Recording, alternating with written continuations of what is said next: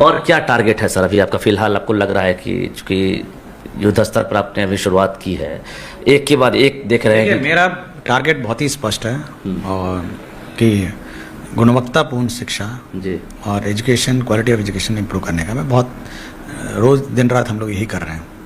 और अगला महीना मतलब इसी महीने में मतलब मई महीने में हम लोग का टारगेट है कि जितना भी इंफ्रास्ट्रक्चर गैप है, एडिशनल क्लासरूम्स हैं, बाउंड्री है, टॉयलेट है, वाटर सप्लाई के सिस्टम्स हैं, इसको पूरा रूप से हम लोग मई महीने में सैंक्शन कर देंगे। मतलब ये हम लोग का टारगेट है जी। पूरे राज्य में कॉलेजेस में एकेडमिक ब्लॉक है वो भी हम लोग इसी महीने सैंक्शन कर देंगे। पूरे कार्यकाल में आपको एक चीज़ एहसास हुआ होगा कि एक के बाद एक जो है बर्डन लगातार दिख रहा होगा। ये ट्रांसफ़र पोस्टिंग 1,90,000 का एक सबसे बड़ा मुझे लग रहा है कि टारगेट भी है और अचीवमेंट भी आपका हो सकता है।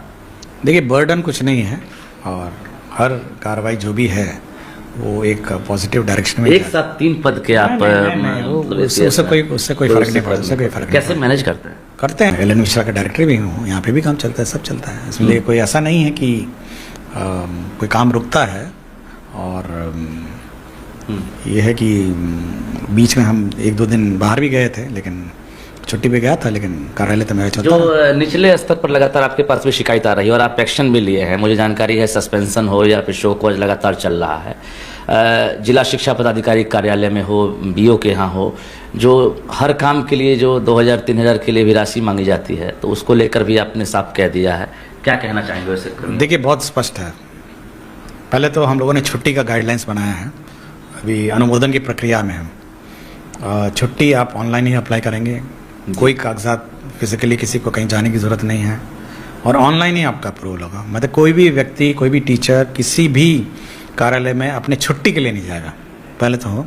और एक छुट्टी का 2-3 पन्ने का गाइडलाइन है कि कौन उसका सक्षम प्राधिकार है, कितने दिन में सैंक्शन करेंगे, वो भी है कि अगर CL है तो उसी दिन आपको करना है, अगर मैटरनिटी लीव है 7 दिन में करना है, मेडिकल लीव है तो 7 दिन। तो बिल्कुल स्पष्ट है कि कब कौन सा लीव किसके द्वारा कितने दिन में करना है। तो ये बहुत ही स्पष्ट हम लोगों ने कर दिया है। तो ये गाइडलाइंस ऑलरेडी जारी हम लोग करने वाले हैं, तो थोड़ा वेटिंग और उसका चेकिंग में उसमें हो रहा है। तो पहले तो ये हम लोग पहले इसमें बहुत मतलब तंग होते थे। जी जी। दूसरा है, आप देखे होंगे कि जो ग्रीवांस हैंडलिंग पोर्टल है उसमें एक करप्शन का भी है, क्योंकि पैसा लेन देन वाला भी है। जी जी। और उसको मैं खुद देखता हूँ और वो जो पोर्टल का वो वाला कंपोनेंट है वो किसी और को नहीं दिखता है, केवल हम ही को दिखता है। वो ना DO को दिखता है ना BO को दिखता है, किसी को नहीं दिख सकता है, वो मेरे ही वहाँ पे दिखेगा। तो उस पर तो हम लोग तो जीरो टॉलरेंस है, उस पर तो जैसे ही होता है हम लोग तुरंत कार्रवाई, शिकायत मिलेगी एक्शन तुरंत। उसमें तो हम लोग कोई किसी टीचर को फाइनेंशियली तंग करना ये हम लोग टॉलरेट नहीं करेंगे। एक महत्वपूर्ण सवाल छूट गया था, पटना को लेकर आपने पहले भी जिक्र कर दिया था कि पटना का फिलहाल अभी होल्ड रहेगा ट्रांसफ़र। तो अभी जो डिस्टेंस वाली जो महिला होंगी जिनका ट्रांसफ़र आप करेंगे, क्या पटना के लिए करेंगे? पटना का हम लोग वैकेंसी रिकैलकुलेट कर रहे हैं, तो इसलिए उसमें समय लग रहा है, क्योंकि उसका स्टूडेंट और टीचर रेशो बहुत ज़्यादा हो गया। मतलब आप कहें कि मतलब जितने स्टूडेंट नहीं उससे ज़्यादा टीचर हैं। जी जी। तो वो थोड़ा हम लोग इसको स्टडी कर रहे हैं, उसको टाइम लगेगा, उसके बाद लास्ट में इसको भी कर देंगे। अच्छा, पटना के अलावा जो 1-2 और ऑप्शन दिए होंगे डिस्ट्रिक्ट का, तो क्या वो तो सबको मिल गया उनको कर दें? हाँ, वो तो जैसे आरा में बहुत लोगों ने दिया, वैशाली में दिया, बाकी सबको हो गया। लेकिन पटना के अंदर इनकमिंग जो ट्रैफिक है जो टीचर्स का है, तो स्टूडेंट कम है, टीचर ज़्यादा है, तो वो अभी स्कूल में एक नया प्रयोग आपने किया है, HM को एक तरह से मिड डे मील से जो है साइड कर दिया है। तो अब लग रहा है कि वो प्रक्रिया वो तो शुरू हो गई। आपके जो 38 जिलों में हम लोगों ने 38 प्रोजेक्ट भी चला शुरू हो गया है और 38 जिलों में आपने चिट्ठी देखी नहीं होगी, पता नहीं आपको मिला या नहीं मिला। जी जी। लेकिन हम लोगों ने हेडमास्टर को हटा दिया है और हेडमास्टर का सीमित रोल है जी। जो मिड डे मील प्रभारी वो अलग हो गए। तो देखते हैं हम लोग 1 महीना। टीचर तो ज्वाइन कर रहे हैं सर, लेकिन HT वाला मामला तो कोर्ट में है। HT वाला में भी आपको एक टारगेट है, चूँकि आपने मुझे जहाँ जानकारी है आपने तैयारी कर ली थी और 32-33 हज़ार जिनको अपने एक तरह से जिला आवंटन भी कर दिया था और वो ज्वाइन हम लोग ने स्कूल भी आवंटन कर दिया था। अच्छा। लेकिन माननीय उच्च न्यायालय द्वारा रोक के कारण हम लोग उसको नहीं कर पा रहे हैं। लेकिन HM का हम लोगों को मेरे ख्याल से इस सप्ताह हम लोग कर देंगे। HM का मतलब ब्लॉक विच वाइस लेंगे या जिला आवंटन? नहीं, अब तो सीधा उसका तो प्रमंडल है काडर भाई। अच्छा अच्छा। तो जिला का लिया है। अच्छा। उसका प्रमंडल है, जिला लिया है, तो मेरिट कम चॉइस वाला जो ऑप्शन है हम लोग एचएम का पोस्टिंग करते मतलब एचएम की पोस्टिंग भी जल्दी करेंगे क्या? हैं। ज्वाइन कर लेंगे वो? 1 वीक में कर दें। 1 वीक में कर देंगे। चलिए, तो ये हमारे साथ बिहार के शिक्षा विभाग के एससीएस डॉक्टर एस सिद्धार्थ थे, इन्होंने जानकारी दी है। कुछ और संदेश देना चाहेंगे टीचर्स को आप? नहीं, मैं यही कहूँगा कि देखिए ट्रांसफ़र पोस्टिंग और ये सब बाकी सब चलता रहेगा, मतलब ये अनंत प्रक्रिया है। मेरा बस यही अनुरोध है कि जो गुणवत्तापूर्ण शिक्षा है, शिक्षा में गुणवत्तापूर्ण जो कंट्रीब्यूशन आपका है उस पर ज़्यादा ध्यान दें। चर्चाएं केवल ट्रांसफ़र पोस्टिंग की बहुत होती है और रजनीश भी बार बार हमको ट्रांसफ़र पोस्टिंग ही के प्रश्न पूछते हैं, लेकिन वहाँ पर स्कूल में कैसे गुणवत्तापूर्ण शिक्षा हो, गांव का हर बच्चा स्कूल में कैसे आए, स्कूल के में बच्चों का ड्रॉप आउट कैसे कम किया जाए, इस पर ज़्यादा समाज को, टीचर को और सबको सोचना चाहिए और इस पर ज़्यादा ध्यान दें, यही मेरा इच्छा है। आप ऑब्जर्वेशन बहुत करीब से कर रहे हैं। स्कूलों में एक तरह से मूल्यांकन की जो प्रक्रिया है उस पर ही बदलाव आपने किया है और बारीकी से चीज़ों को देख रहे हैं।